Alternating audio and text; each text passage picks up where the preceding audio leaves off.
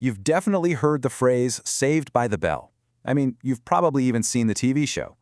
But what if I told you that the famous story behind it, the one about being buried alive and ringing a bell from the grave, is a total myth? Let's dig in and find out what's really going on. So we are about to unpack one of the most stubborn and, let's be honest, ghoulish urban legends out there. Is this a genuine tale from the crypt, or is it just a fantastic story that's too good to die? It's time to separate the fact from the fiction. Okay, first things first. Let's go over the story that everybody thinks they know. And it's a really chilling one, full of these macabre little details that make it feel disturbingly real. So the setup is actually pretty simple, but it is terrifying.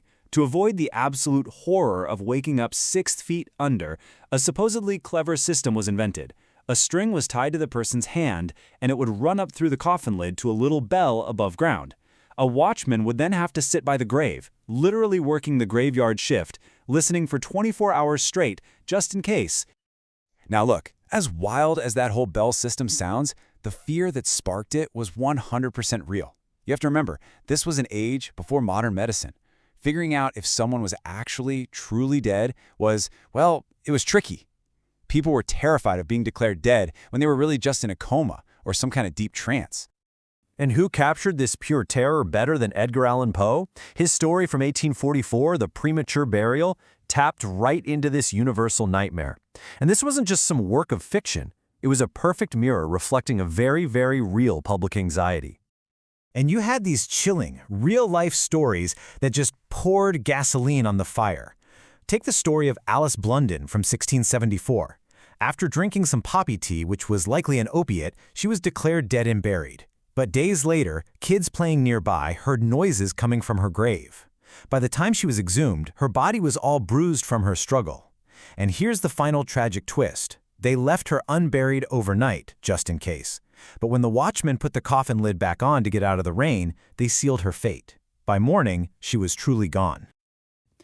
So all this widespread fear didn't just lead to scary stories. Nope, it led to inventions. A whole cottage industry of so-called safety coffins popped up, with entrepreneurs trying to engineer a solution to this horrifying problem. The 19th century really became the golden age for this morbid kind of technology. Dozens and dozens of patents were filed for these wild contraptions, all designed to stop the unthinkable. And the designs even evolved over time, starting with simple bells and moving on to more complex stuff like air tubes and even battery-powered alarms. All of it driven by this one single fear. Let's actually look at one of the most famous designs by a Dr. Taberger in 1892.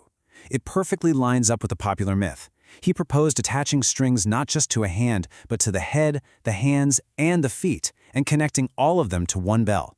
The theory was that any movement at all would alert the watchman. And believe me, it didn't just stop with bells. Inventors got incredibly creative. We're talking coffins designed with fresh air tubes, alarms that were battery-powered, and even escape hatches.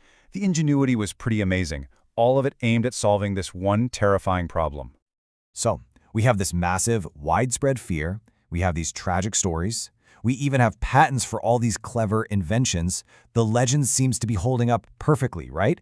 Well, this is exactly where the story takes a huge, unexpected turn. And this is the single most important question.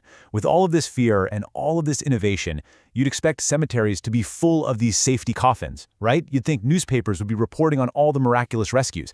But is that what actually happened? Okay, here's the tough truth.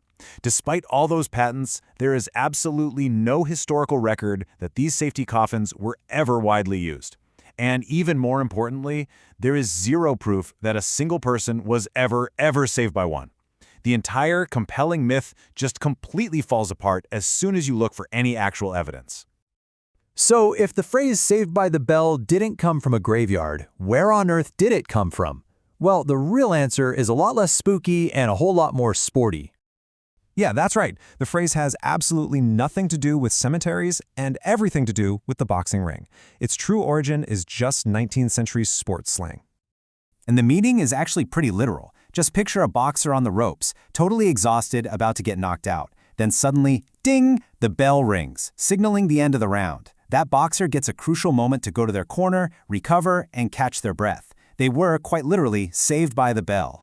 And here is the final nail in the coffin for the myth, pun totally intended, the timeline. The graveyard story is supposedly set back in the 17th century, but the phrase, saved by the bell, doesn't show up in print until the 19th century, where it's always used in a boxing context. The dates just don't line up, not even close.